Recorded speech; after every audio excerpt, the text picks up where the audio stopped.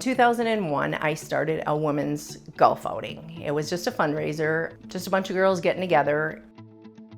And I didn't want to just give it to a cancer association. I wanted to see what it materialized, something that I can see it working. And I decided that the funds that were raised were going to go to Ryman, and for women and men, when they find out that they had cancer, that they can have massages for free. It's a very unique golf outing for what started out as a friend, and she had cancer, and Amy said, we got to do something. We collected the money, and I would just drop it off at the front desk at Ryman and walk out the door, and I had massages on there with a note, and that's pretty much how it started. For 20 years we did that. We have a challenging job to take care of patients who are extremely ill, some without the resources they need, and community champions help us with that, help us provide the care that people really need in a setting like this. Not a lot of people realize how much she did, how much fundraising, but $70,000 is a lot of change for an organization she really had no connection to begin with. A lot of my family, my aunts and uncles had cancer. A lot of my girlfriends were coming to the golf outing and they had breast cancer. And it happens to anybody, and you just don't realize who it all happens to. I don't know why God had me go to Ryman, except when my niece, Sammy Jo, told me maybe it was God's wink and he knew all along why I was going to Ryman. It was October 28th, 2022, when I had found out from Dr. Treisman that I had 4th stage Müllerian cancer. My husband and I thought he had the wrong patient's file. There's no way I had anything like this. I had no pain, I had no symptoms, I had nothing. Well, she presented in an unusual fashion. She presented with this arthritic symptoms and was seen by a rheumatologist who had the foresight to go ahead and order some special laboratories, which were abnormal.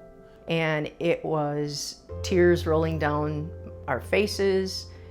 And when you hear 4th stage cancer, you think a death sentence, and that's what I thought. And so Perry had asked Dr. Treisman, he said, well, how long does she have to live? And this will stick with me forever. He said, you don't know that, and neither do I. We came over and talked what she would want to talk about. She's still very much in shock.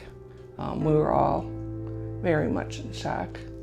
But you forge forward, educate yourself and your kids, your family, of what is going to happen next. What can we do for her?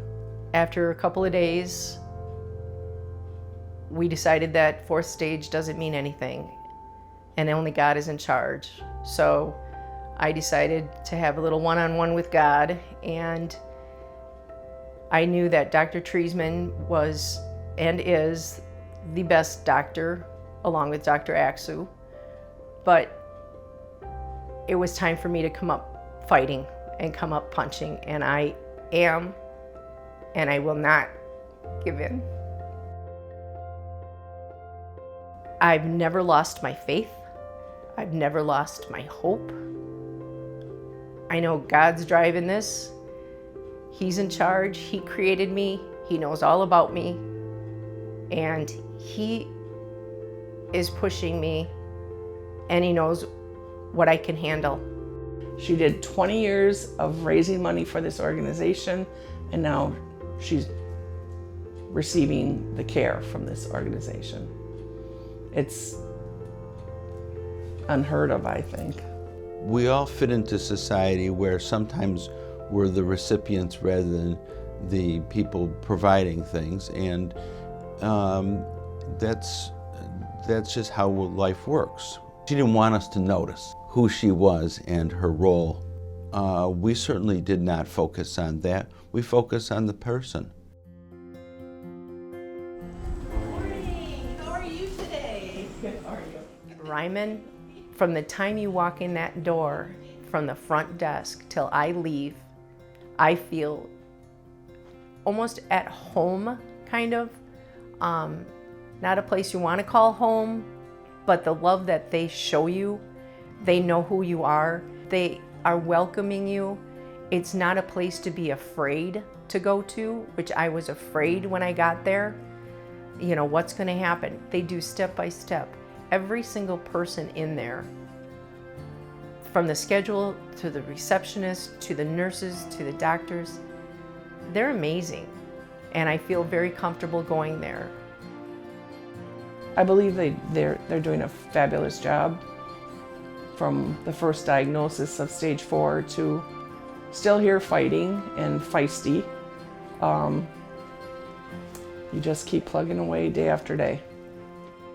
And anybody that asks me, I let them know that I have the most brilliant doctors that are going to help me through this. And the staffing and the nurses are amazing. The donations that you do give make a big difference and go a long way in everything that touches our lives as far as cancer patients. Yeah, or a toe. So it was. Just being with people, and I am a people person, it means more to me every day, because tomorrow may not be here for me. It may not be promised to anyone. So you enjoy what you have today. I hope many more years of her being here with us, and she'll be cancer-free. That is my hope.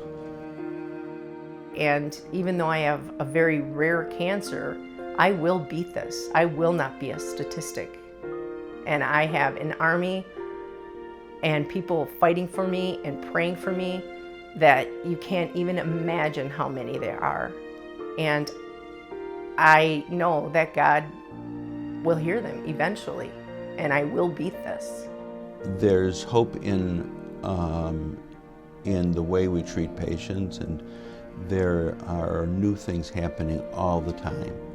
So just a few years ago, I probably would have had a lot more trouble getting her on treatment and taking care of her, and we have a lot more drugs now and a lot more things that are available to her. I have a long journey and a rough road ahead of me, but I have a great team at Ryman. My faith is in them. I will not lose my faith in God, and eventually I will come out on top. It might take me a little while, but I'll get there.